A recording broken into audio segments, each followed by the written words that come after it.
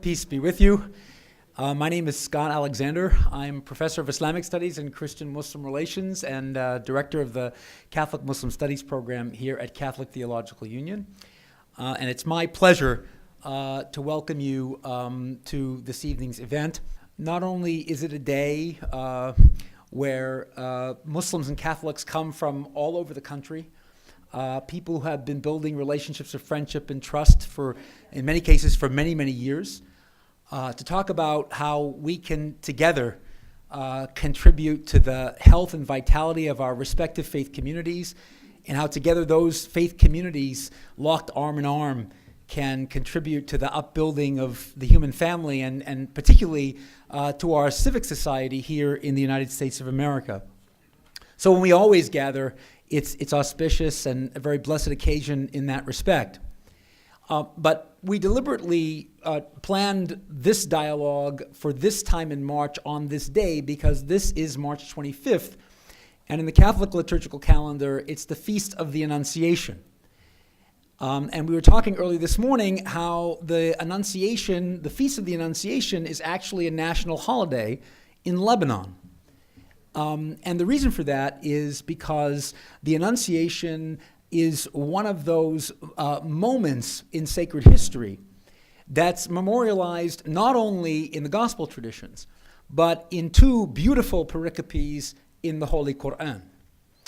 And the commonalities, as well as the differences that Christians and Muslims engage with each other in around the figure of Mary, who means so much to both traditions, is something that in its beauty binds us all together, and in a very special way sanctifies, I hope and pray, what we do. My job right now is to introduce you to a man who does what, if you actually sort of looked at all the details, would think is an impossible job. That is, he leads an incredibly complex and diverse institution known as Catholic Theological Union, with students from 43 or so different countries around the world, studying for so many different kinds of ministry, with so many different programs that take place here that reflect different dimensions of the church's ministry in the world, the ministry of healing and reconciliation, that I work here and I can't keep track. Through the Bernardine Center, a few of these, many of these programs come under two auspices, that of the Catholic Jewish Studies program and that of the Catholic Muslim Studies program. And we're blessed to be able to work together on a lot of projects, and this hosting of the National Catholic Muslim Dialogue is one of the things that the Catholic Muslim Studies program does every year. So this is our leader who manages to kind of hold us all together, keep our spirits up when they droop, and remind us of the mission, God's mission, that we're here at CTU to help try to fulfill. So please join me in welcoming my president, the president of Catholic Theological Union, Father Mark Francis.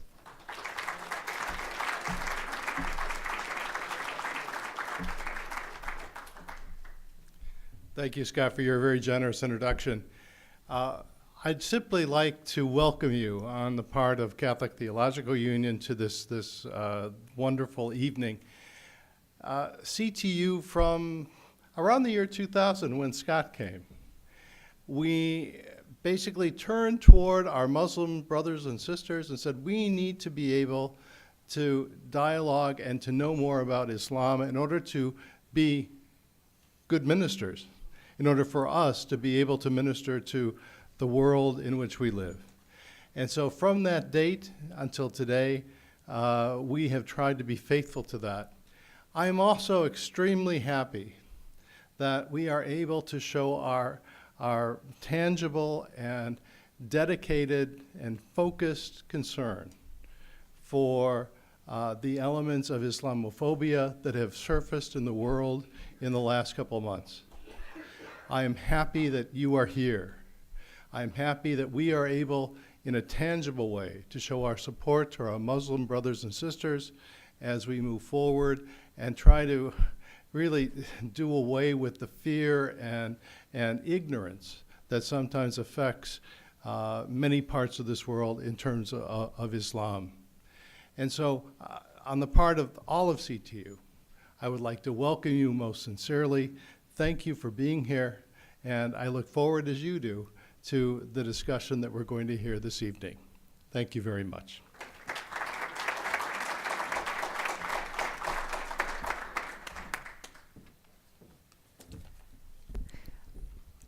My second pleasure and honor is to introduce our Master of Ceremonies for this evening.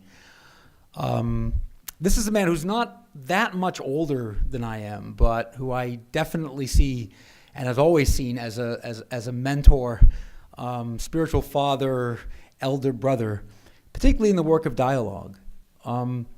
He's been at it for many, many years, since the 1980s. And kind of leading the Catholic community into a series of authentic engagements with people of so many different faiths, and also leading so much in the way of ecumenical dialogue. So this is someone who has been a pillar of the Catholic-Muslim dialogue efforts from their inception more than 20 years ago. And who continues to inspire all his colleagues in the dialogue, and who continues every time he contributes to any discussion we have to open up a new avenue, bring us a fresh perspective. I don't know how he does it, always coming up with kind of new and fresh ideas with patience and compassion and vision after doing it for so long. I just hope I can sort of follow in his footsteps in that regard. So please join in welcoming Father Thomas Bema.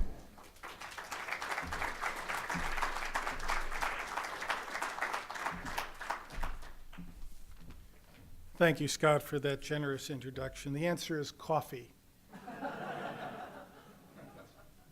Good evening. Let me begin by expressing for the National Catholic-Muslim Dialogue our gratitude to Catholic Theological Union for their hospitality and for the wonderful support which the Catholic-Muslim Studies program of the Bernardine Center provides to the United States Conference of Catholic Bishops and the sponsoring Muslim organizations. Father Francis, thank you for all of this.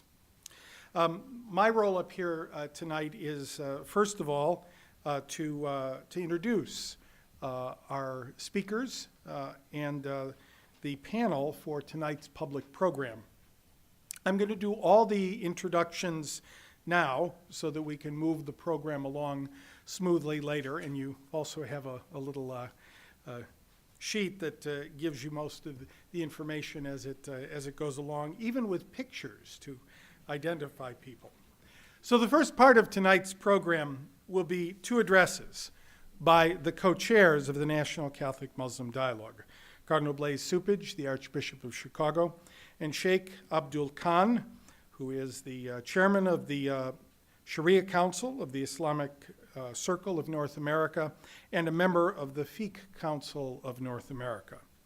They will reflect on the recent document of Pope Francis and Grand Imam Ahmed el-Tayeb of the al-Azhar University. The document is Human Fraternity for World Peace and Living Together. The address will be followed by a panel discussion with scholars from 4 universities. 2 of them are men, 2 are women, 2 are Catholics, 2 are Muslims. First, I want to introduce Dr. Rita George Turkovic, Associate Professor of Theology at Benedictine University in Lisle. Next, Dr. Zeki Saritaprak, Professor of Islamic Studies at John Carroll University. Dr. Sandra Keating, Professor of Theology at Providence College. And Dr. Anas Malik, Professor of Political Science at Xavier University. So they will be our panel. When the panel discussion is over, it is our hope to then have a general discussion with the audience. So without further ado, I would now invite the first of our major speakers, Cardinal Blaise Cupich to come forward and offer his remarks.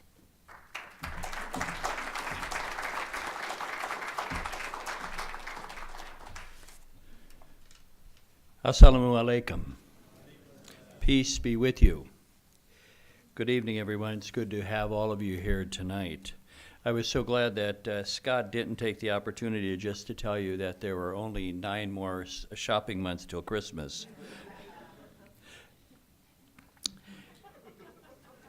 He's laughing back there, I can see. In their recent and very successful meeting in the United Arab Emirates, Pope Francis and the Grand Imam of al-Azhar, Ahmed el-Tayeb, 2 leaders whose moral and spiritual authority extends to over 4 billion Christians and Muslims, produced a very remarkable pastoral letter, the document on human fraternity for world peace and living together, which is a first of a kind joint declaration between a pope and one of the most respected and influential leading voices in Islamic world, the Grand Imam of al-Azhar.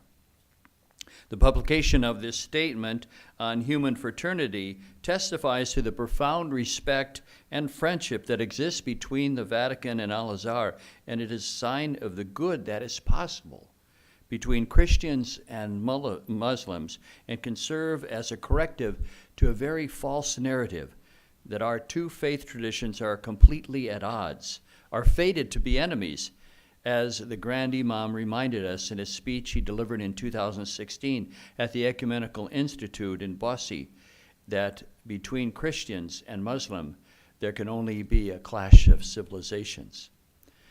On the contrary, we are brothers and sisters of the one true God, and the document on fraternity serves as a bridge inviting us to cross over the murky water of prejudice and fear that separates us, so that we may encounter one another in a spirit of openness, trust, and friendship. Essentially, the seeming intention of the Pope and the Grand Imam is straightforward, namely to shift the narrative by encouraging a change of behavior. For both leaders, however, the document on fraternity appeals not only to the world community of Muslims and Christians, but also and especially to the moral conscience and behavior of global leaders who are responsible for promoting peace and justice, and therefore are directly called to cultivate and protect a culture of fraternity.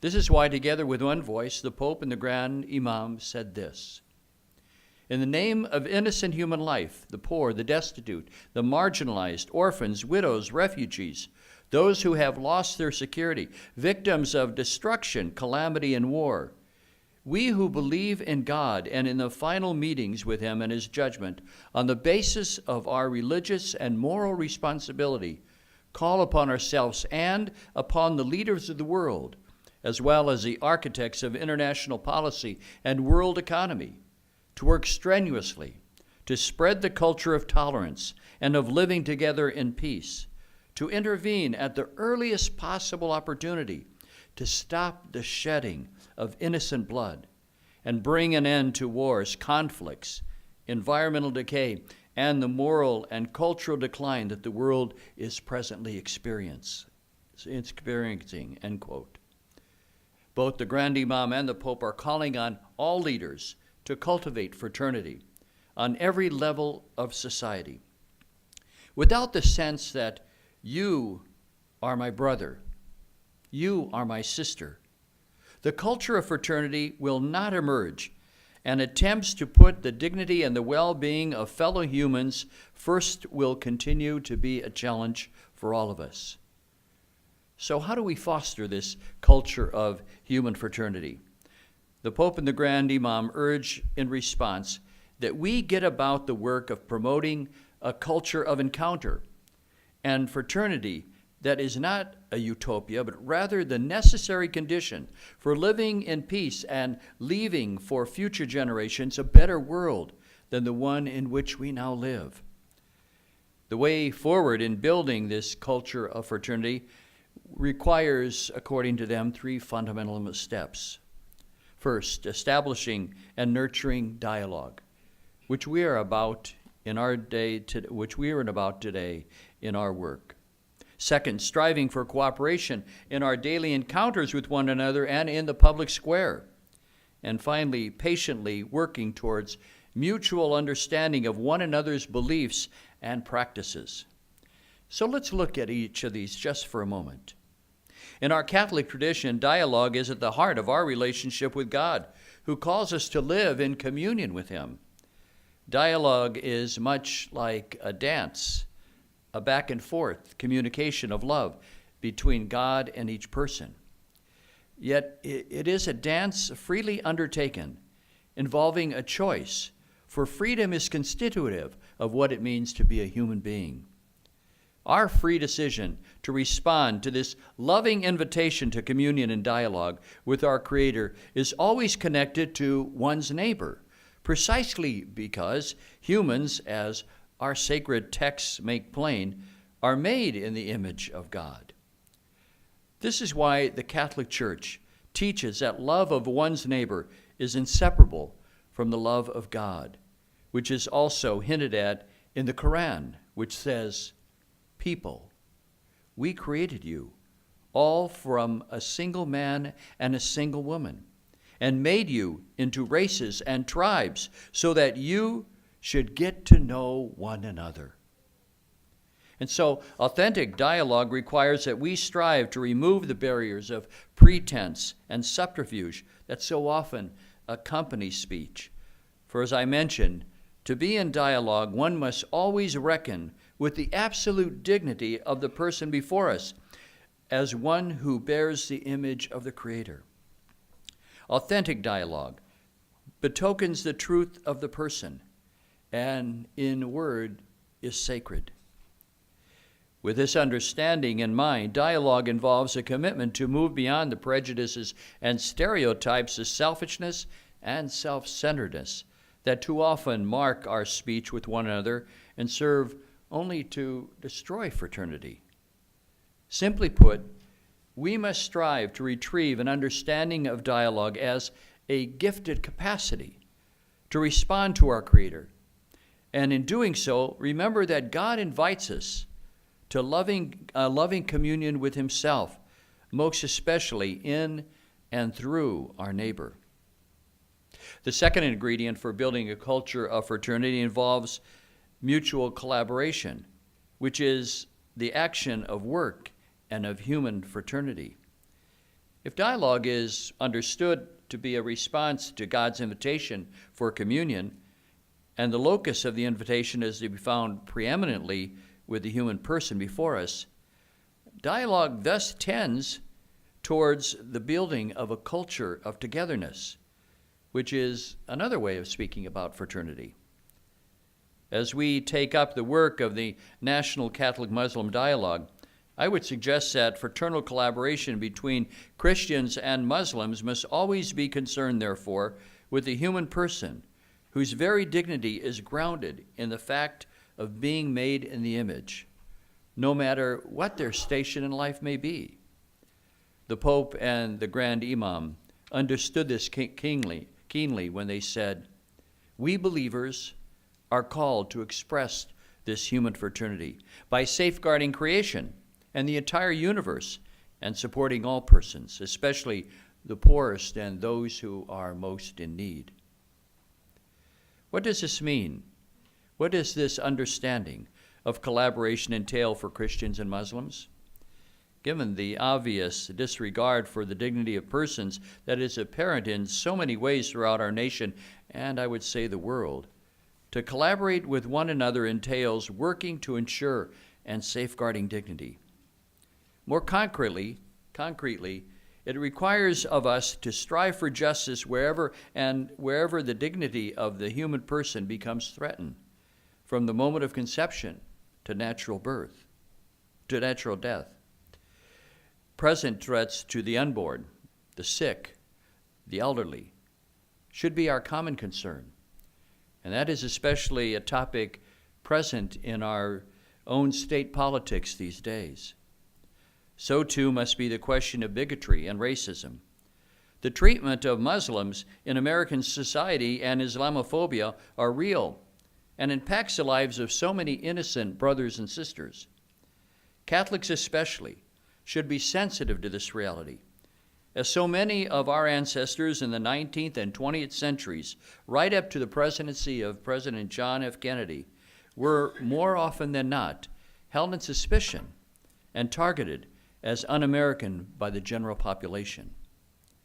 Today we discuss this present situation in the world and our country, and we reminded ourselves that this kind of hatred of another because they are different, whether their difference is culture, religious, or the color of their skin, is something that's taught, but it also depends on it being tolerated. Working together in this way with careful discernment and regard for the well-being of others, especially from the Catholic perspective, the safety and well-being of our Muslim brothers and sisters in this country can thus be understood not only as a key to a deepening of our national Catholic Muslim dialogue, but also a real contribution towards the Pope's and the Grand Imam's call for the establishment of a culture of fraternity. Finally, let us look at the importance of working towards mutual understanding of one's beliefs and practices. Dialogue, collaboration, and coming to a mutual understanding are interrelated. Authentic dialogue entails mutual respect and esteem for the sacredness of the other, not least because of the recognition of the presence of God in the other person. So too collaboration, the fruit of dialogue, deepens interpersonal ties and naturally encourages in oneself the desire to understand more about the other person that we're right in front of.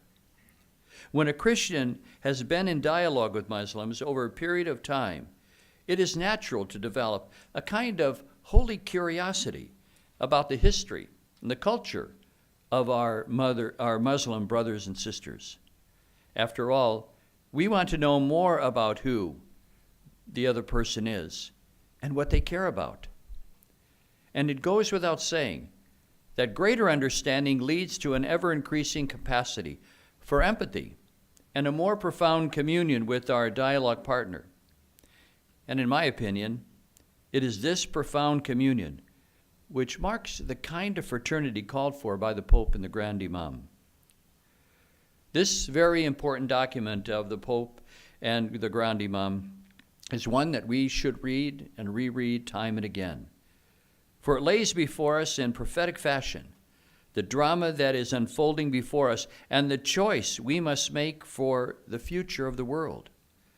That future will either be one in which the love of God and the love of neighbor are given pride of place, or one in which we continue to turn in on ourselves as a measure of reality and forget God and forget our brothers and sisters. One of these choices leads to a culture of fraternity and a flourishing of world order. The other can only lead to sadness, to broken relationships, and eventually our mutual destruction. The choice eventually is in our hands. Thank you.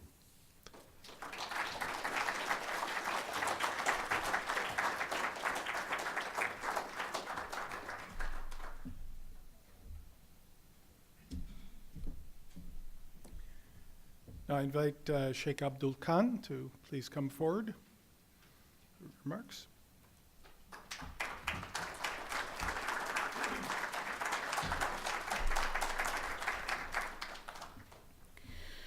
Assalamu alaikum and good evening. Peace be unto you all.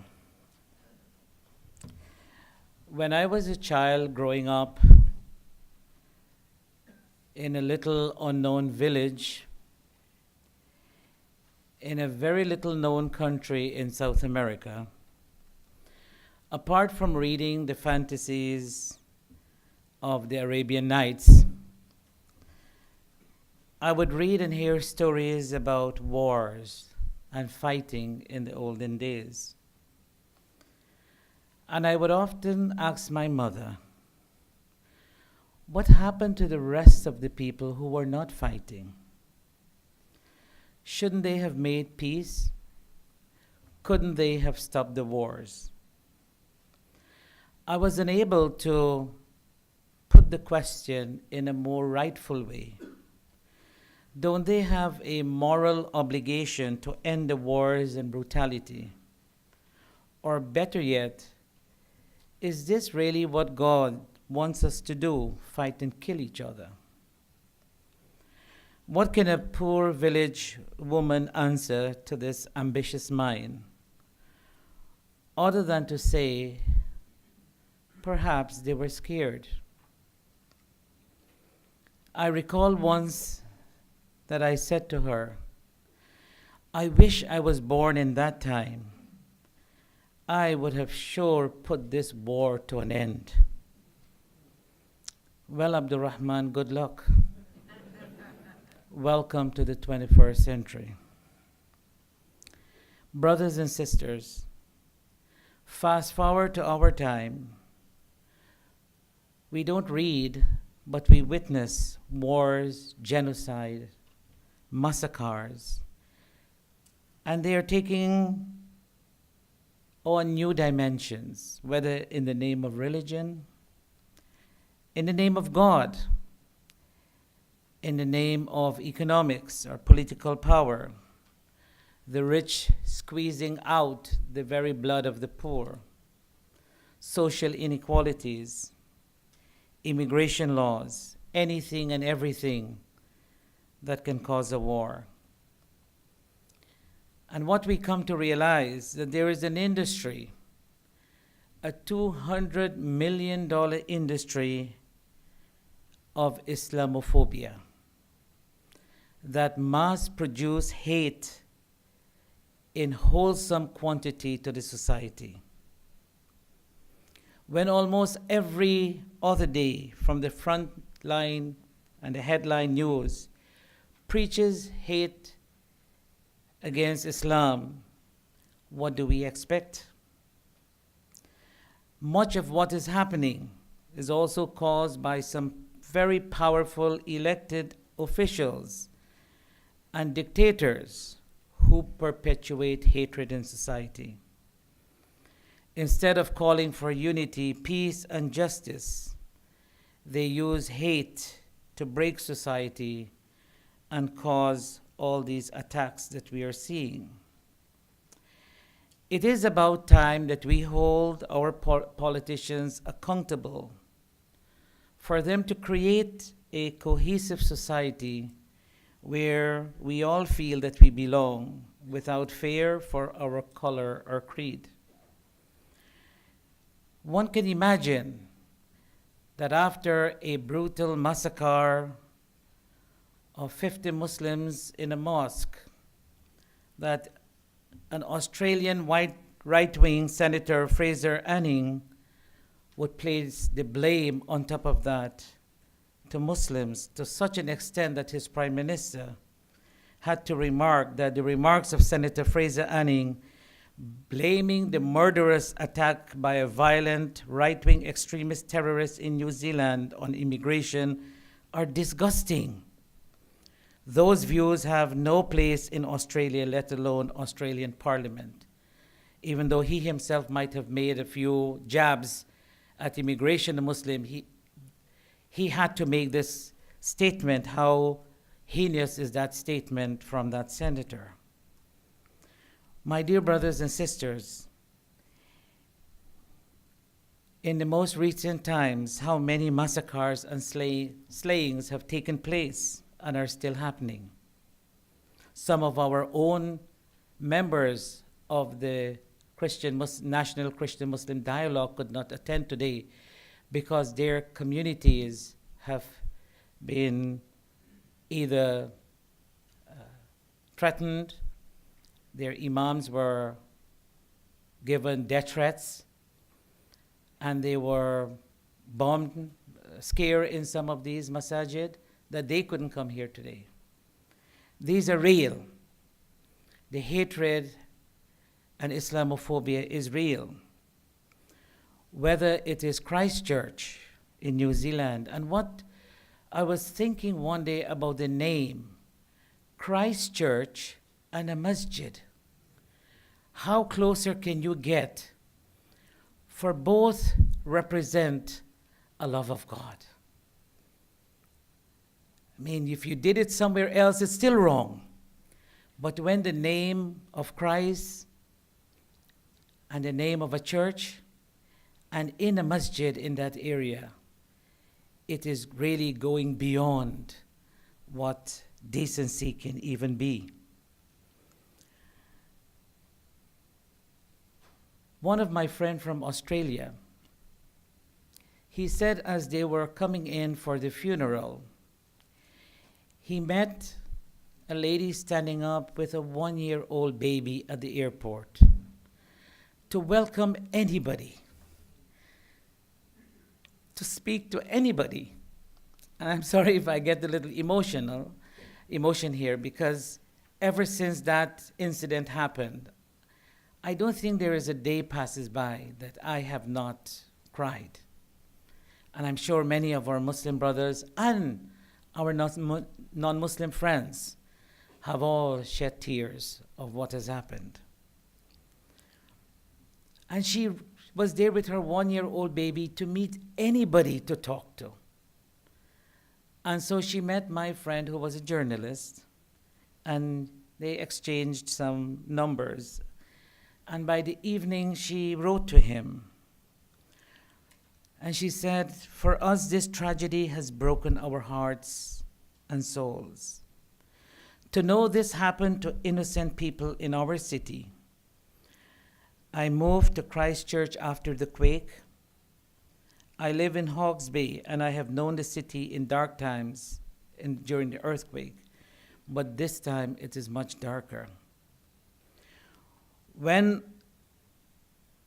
the news broke on Friday, we were at the entrance of the Central Coast. I cried until my heart could cry no more for the victims and the injured and those that left behind. I have spent each day since that incident numb, confused, and ashamed. Ashamed that this happened in my city. Speaking with you this evening made me feel humbled to return home and know that we will heal through the kindness of others. May your fallen brothers and sisters rest in paradise. Please do not hesitate to ask if any of you or anyone need anything." And this story, you can multiply it by several thousand or perhaps 100,000 times the sentiment of this lady with her 1-year-old baby. Whether it is the Tree of Life synagogue in Pittsburgh last October, and I did bring the letter that the rabbi sent me when I sent him my condolence. And he sent me a beautiful letter expressing that this love that we have for one another is what will overcome these dark times. Only to know a few months after that I'm sure he's about to write another letter to me. Or whether it is the Mother Emanuel AME Church in South Carolina, or the Oak Creek Sikh Temple in Wisconsin, Oakland Park Jewish Center in Kansas City, Islamic Center of Quebec in Canada, Oslo, Norway, by a wretched soul who killed over 70 people, the daily killings that are happening in India as we speak today, the Rohingya Muslims in Burma who were expelled from their lands, and how many women have been raped and children have been killed, the Uyghur Muslims right now in China that are in concentration camps, and the atrocities that we don't hear of, the massacres that silently take place in Palestine and Kashmir, or whether it is the Parkland shooting, or the Las Vegas shooting, or the Orlando shooting, and we can go on and on. We are in a crisis.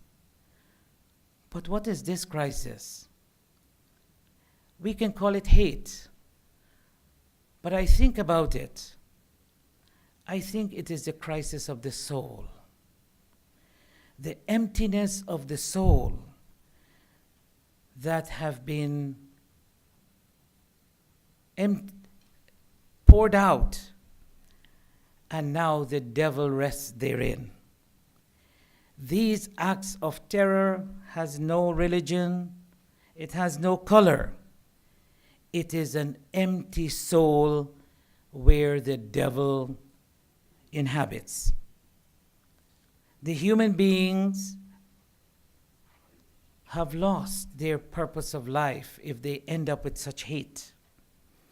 They have ignored all the teachings in their holy books and have allowed the devil to take control, and to justify their action they use religion or color or some other excuse to cover up for their evil. Whoever does these atrocities is downright evil and have no place in religion, have no place in society. We are noticing new trends in these massacres. Imagine somebody just barges into a place of worship. The killer and the killed have never seen each other before. And the killer, perhaps he may know why he killed, but the one killed may never know, why did I die? My dear brothers and sisters, what do we do? First and foremost, we all should turn to God, because from him we come and to him shall we return. We shall return to God for faith and strength in these trying times. We cannot remain silent. We have to strengthen our national organizations, building bridges with all of our faiths. We can only overcome these problems if we hold our politicians to accountability and call them out when they preach hate. We cannot allow to be ruled with divisive politics. We, the people of conscience and faith, must stop them in their tracks. It is time our leaders show some moral courage and recognize that terrorism and violence is not a Muslim thing, but something that will come from a society that lacks understanding and compassion. It comes from anyone who has lost his soul. Extremism in all forms needs to be called out. We need to ensure that we create a society where we all belong, one in which we see beyond our differences and we see the common humanity. And this is what God wants. We must always have hope. Always be hopeful and never be despondent. God will help, even though it may be after some time. Often the media tries to create hopelessness, and many of our faithful are left in despair. I stand here with Cardinal Supich, committed more than ever before that we work for peace and love, and peace and love will conquer hate and evil. The document prepared and signed by the Honorable Pope and the Mufti of al-Azhar is all the more important and priority for people of faith to act upon. We cannot give up. We must confront this evil with all that we have. May God bless us and may God help us. Thank you very much.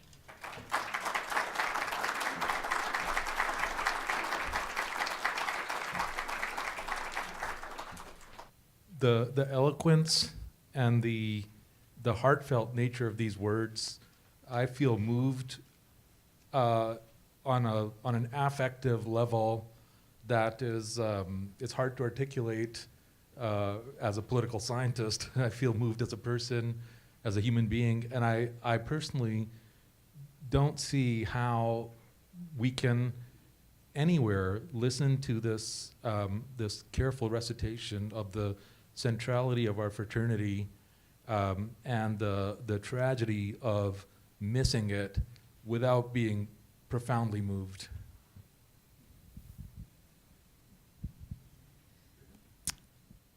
I would like to thank Cardinal Subic and Sheikh Abdurrahman for giving us great hope. Listening to both of them, I became much more hopeful that, inshallah, you say, God willing, the future will be bright. I want to thank you both for your leadership. It's very important for all of us to see you up here saying those words. And I hope that inspires all of us in terms of next steps, because I think it's up to us, you ordinary people, to take the next steps. So thank you. I also want to thank you for your words, extremely moving. I have to say, as I read through this document, I don't think that perhaps that writers of the document had been thinking as much about the crisis that we've been led to, and in listening to you speak again, I have to agree with the others that that you've brought some hope in spite of all of this. So I hope that we can discuss what that means for us in the discussion here. So maybe at this point, all of you have also read the document, right, that's under our consideration. So what additional comments would you have about both a response to the addresses, but also response to the document itself for our conversation tonight?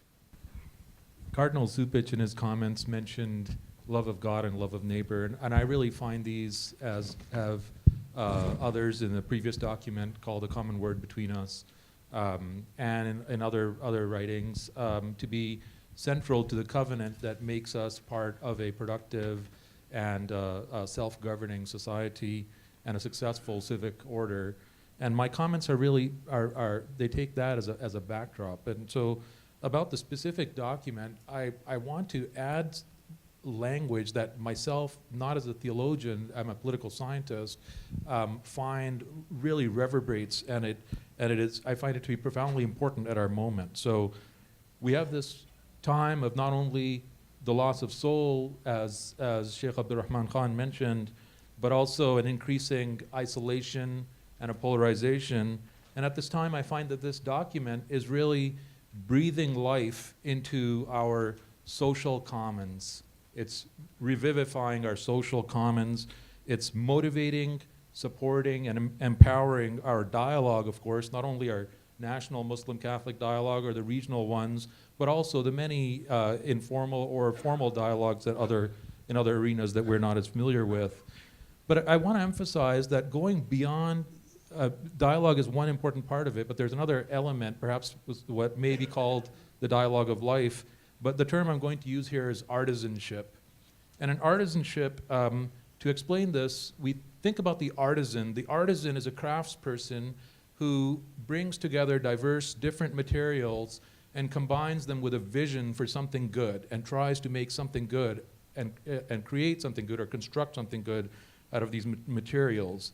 And I suggest that the ethic of fraternity and mutual obligation to cooperate and to understand one another in this dialogic spirit, that this is the foundation for us to be civic artisans.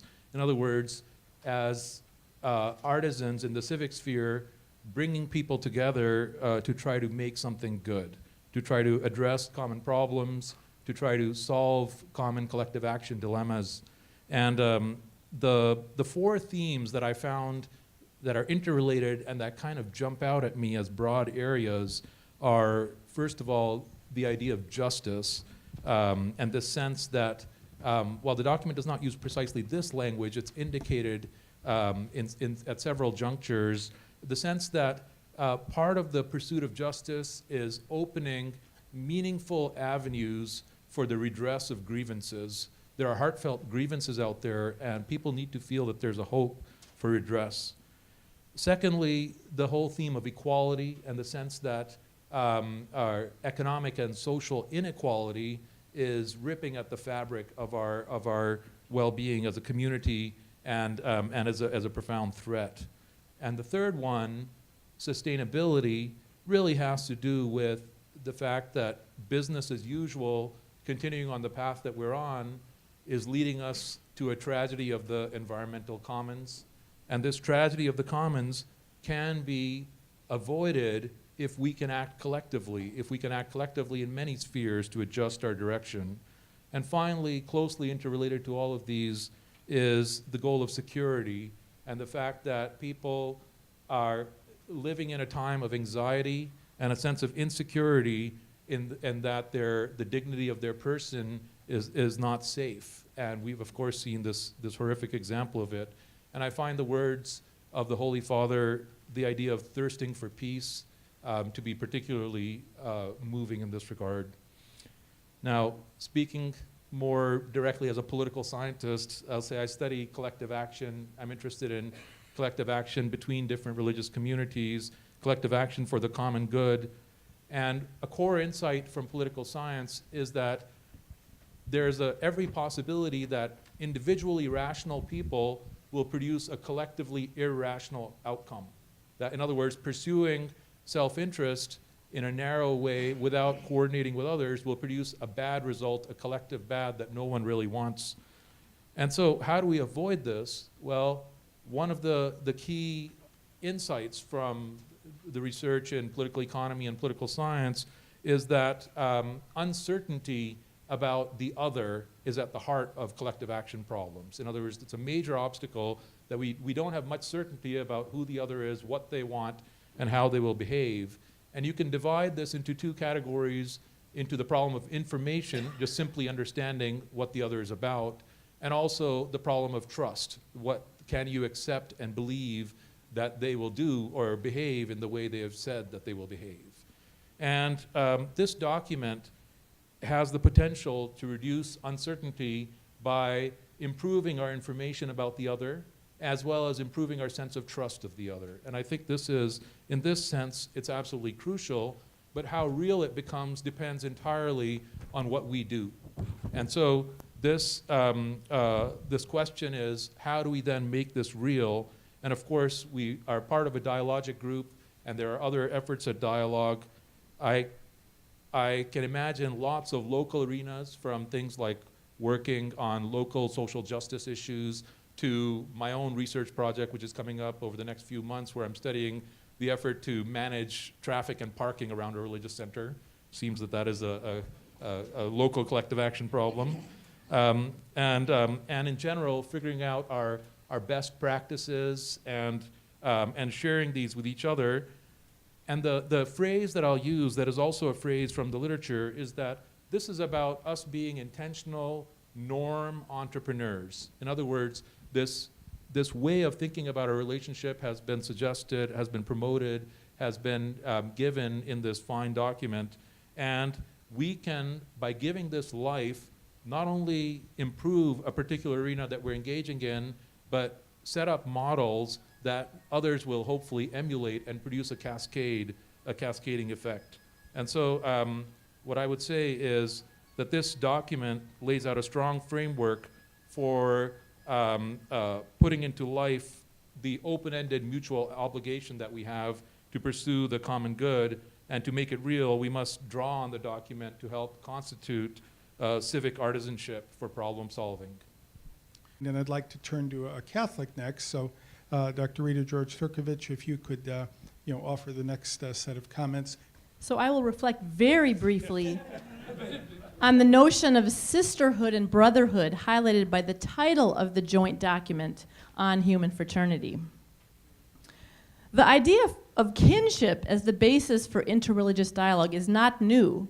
For Catholics, it has its roots in Nostra Aetate, the last section, and I won't read it for you, but there is a section there that highlights the notion of kinship, brother and sisterhood. And I think that brother and sister are apt terms to describe how we should, or hopefully could, view the other. After all, we are genetically closer to our brothers and sisters than anyone else, and in normal situations, we exist on this earth with our brothers and sisters longer than our children, longer than our parents. Paradoxically, a good relationship with your sibling is never a sure thing. We have rivalries. You really have to work to get along. There are no guarantees. You have to make an effort and you have to persevere. So practically speaking, what does it look like to live the fraternity to which we are called? I just want to give you one example of how fraternity and hospitality are linked. And it is in the words of the Muslim Haji Daoud Nabi, the 71-year-old Afghan refugee at the door of that mosque in Christchurch, and his words were, "Hello, brother." To call someone your kin who is not your kin is a simple but profound act. And I challenge all of us here in our lives to extend that hospitality to the other, to one person that's an outsider. And I think that's how we start at the ground level. We'll go next to Dr. Saritaprak. Thank you. Personally, I read the document carefully, and I wrote actually about 7 pages. But that what I will be saying will be the summary of the summary of the summary of my response to the document. But it's very beautiful. First of all, just having this document, the existence of this document is a great success. It is so important, and I can tell you it is my dream that one day, what the Quran says, the people of the book will come together. The people of the book, Christians, Muslims, and Jews, will come together and on a common ground, and they will bring peace. That is my argument in my book, Islam's Jesus. At the very last part of it, I argue that, and that gives me hope, again, this document gives me a great hope, that if Muslims, Christians, and Jews come together, they constitute more than half of humanity. Roughly about 58% of world population. They have so much common ground, and I think eventually they will bring peace. This is not to exclude other traditions. When there is peace, everybody will benefit from it. So this document, emphasizing the dignity of human being, emphasizing equality, I think is so important and so profound. One of the aspects that I like it, the document makes a distinction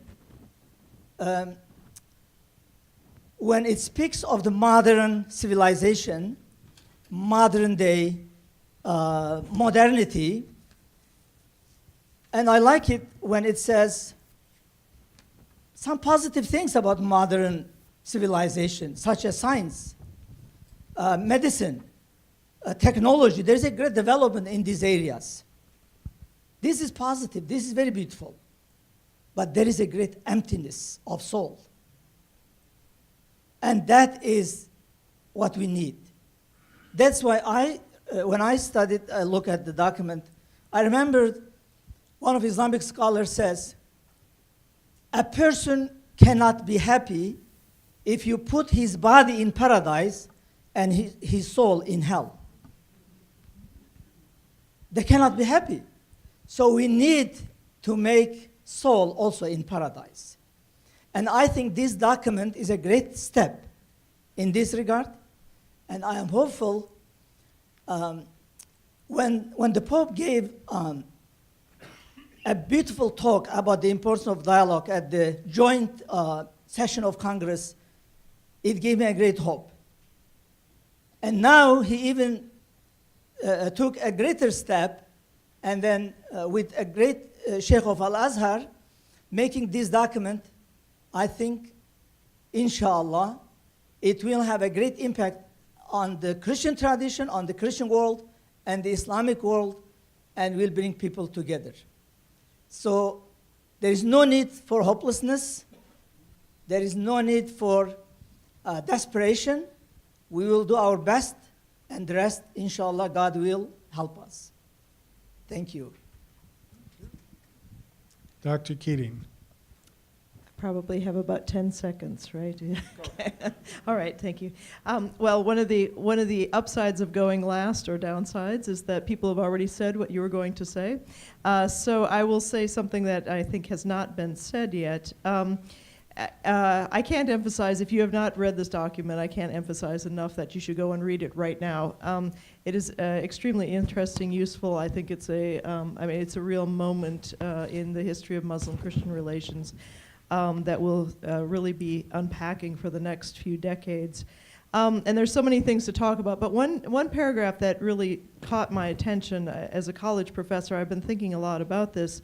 I just want to read a part of this paragraph towards the end. It says that the document, or that the two communities uphold the following, and number one is the firm conviction that authentic teachings of religion invite us to remain rooted in the values of peace, to defend the values of mutual understanding, human fraternity, and harmonious coexistence, to reestablish wisdom, justice, and love. And here, this is what I found very important, to reawaken religious awareness among young people so that future generations may be protected from the realm of materialistic thinking and from dangerous policies of unbridled greed and indifference that are based on the law of force and not the force of law. And I've been thinking quite a bit as I hear from my students. I teach mostly undergraduates and especially freshmen and sophomores, of how convinced they are that religion is the problem and not the solution. That they are growing up in a world that is very, very secularized, and that they're continually told that religious beliefs, especially strongly held religious beliefs, are what is a danger in the world. And if we're going to make any progress as two communities together, I think we need to reestablish our credibility. We need to be a real model and a real example for how people who have something in common, I think as Rita just pointed out, a sibling rivalry is often the worst, and something that we really need to work to overcome. And so I really want to encourage us to think about this, and I was very happy to hear that there are many aspects of this document that bring up this particular problem, but that we have, as Muslims and Christians, we have a special obligation, I think, to try to regain our position as sources of wisdom and of rootedness that young people can turn to and not to see as a problem. So, thank you. Thank you very much, and thank you to the panel.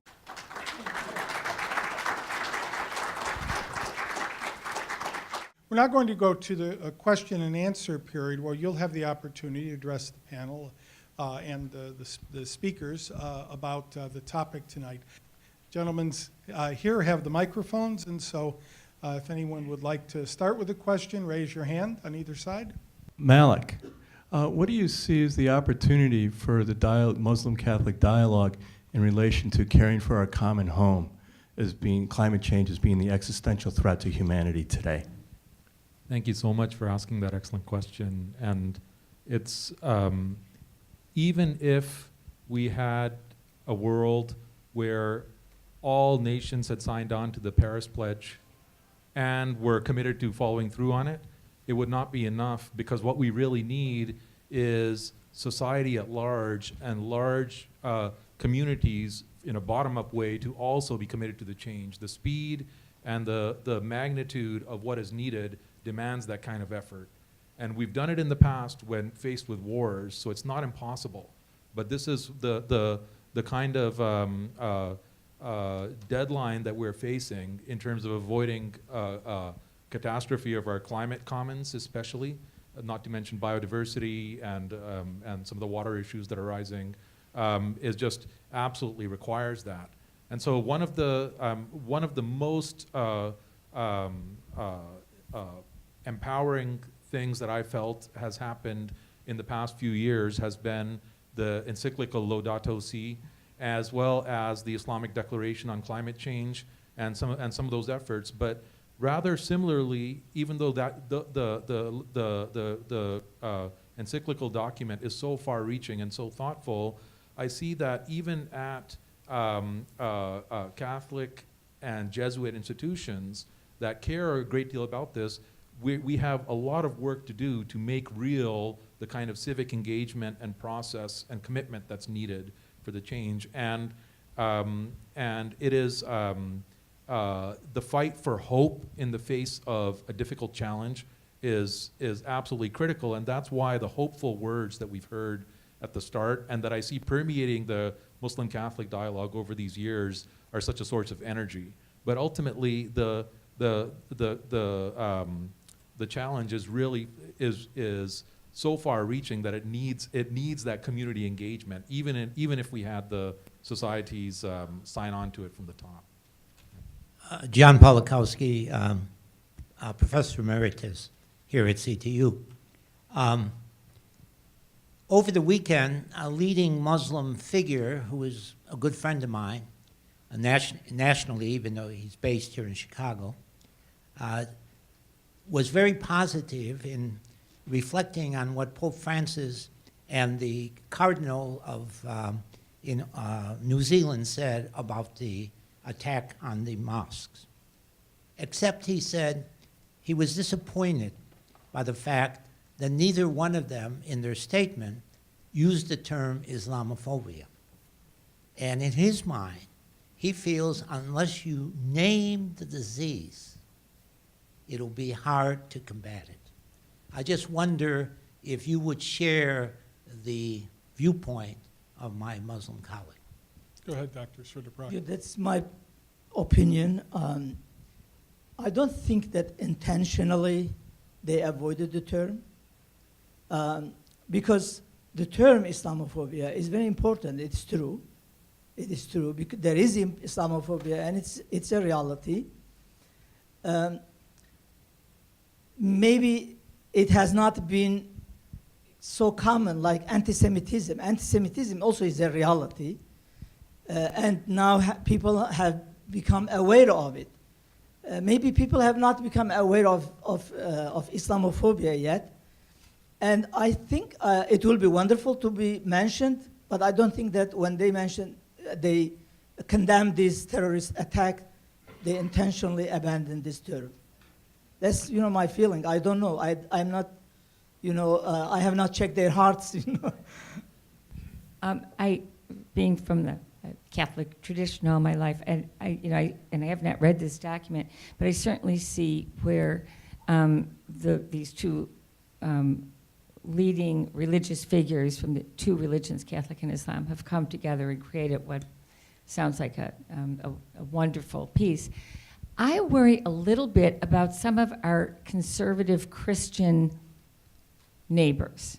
Maybe not so much in a big city, but a friend of mine from Cincinnati actually was telling when she drives back to Chicago to visit her family, she goes through a whole radio void where all you hear about on the radio is Christian, conservative Christian stations.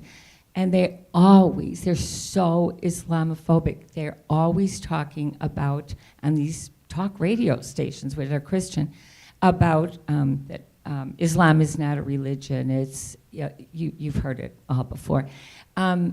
Is that more of a reality? Are we thinking of ourselves as a little better than some of these Christian conservatives? Or where do you see this fight playing out, or this dialogue having to play out in other religions? Oh, I'm sorry. At the end, I wasn't exactly sure. Are you asking if if it does play out between like the evangelical churches and Muslims, Yeah, or well, Islam, yeah, or- or what do you know about that? Or right. is that an issue that any of you see? Yeah, so there is, one has to, of course, make a lot of distinctions among the different Protestant groups. There are some Protestant groups that are very involved and very active in Muslim-Christian dialogue and have very strong dialogues going on, and there are others that are really not particularly interested. My own experience with it is that sometimes I spend more time in discussions trying to undo what people have heard from other, non-Catholic Christians saying about Islam, trying to clarify what the Catholic Church says about it and what the Catholic Church has written about it, as opposed to what some other Christian denominations might. There's not a lot that we can do about that, except to try to set the record straight. And I think one of the advantages that the Catholic Church has in this is that we do have a lot of very clear documents. I mean, one only needs to pull out, for example, Nostra Aetate, which is the very first one, but there are many of them since then. Many of the popes, John Paul II spoke a great deal about Islam. And so there's a lot of documentation of what the Catholic Church holds and what our expectations of Catholics are.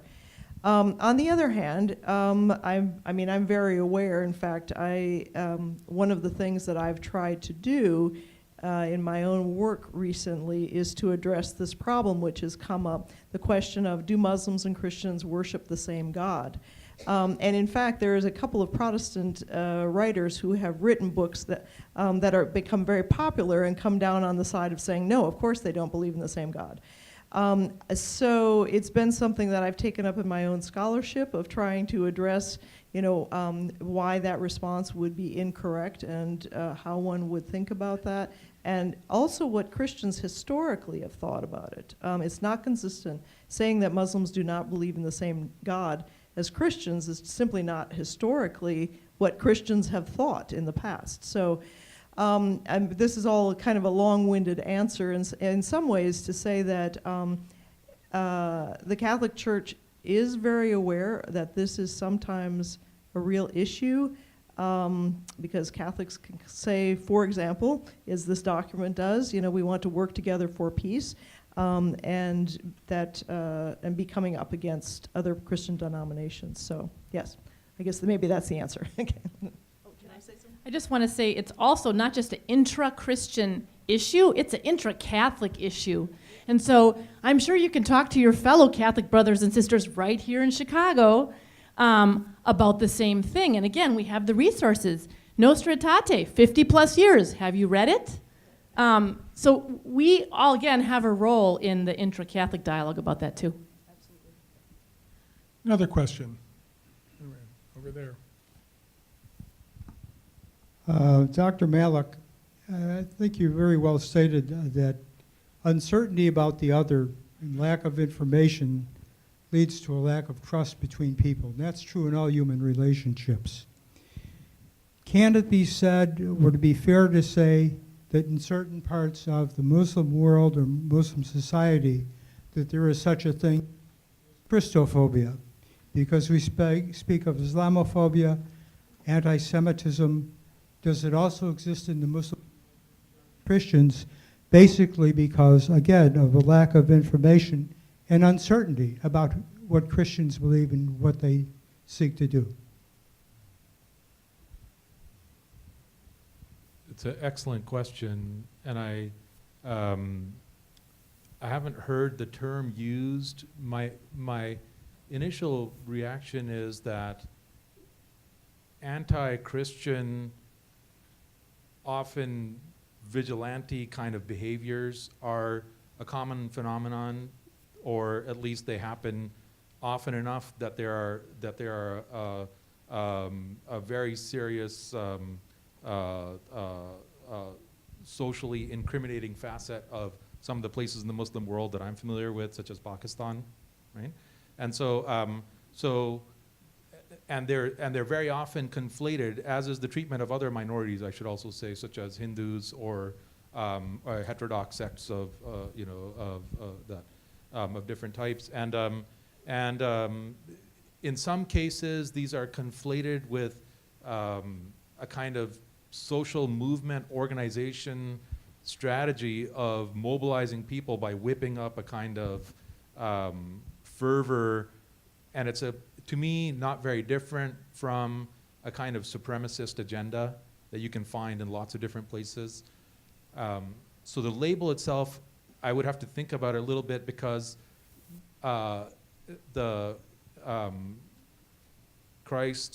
Jesus Christ is a word of God for Muslims and a very important figure of veneration, as is Mary, and they're different, of course, as the chapter Mary in the Quran describes. And so I can't imagine any Muslim of faith being Christophobic, you see? But I fully feel that there are often vigilante, mob-like actions that result in the terrible mistreatment of Christians in certain areas that I'm familiar with. One more.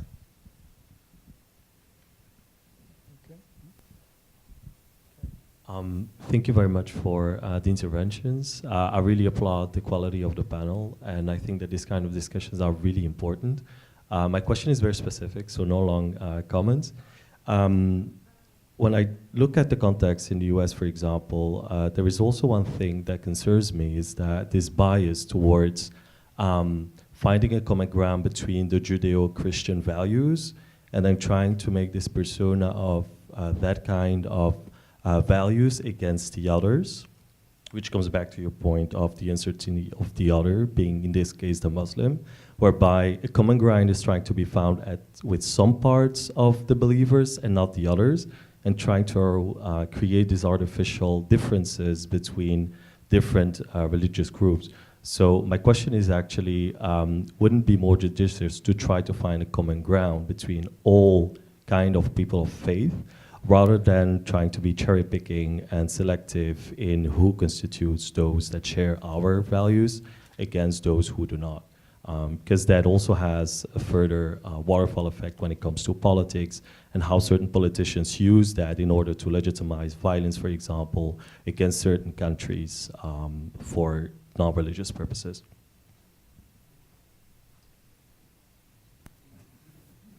Was it the question?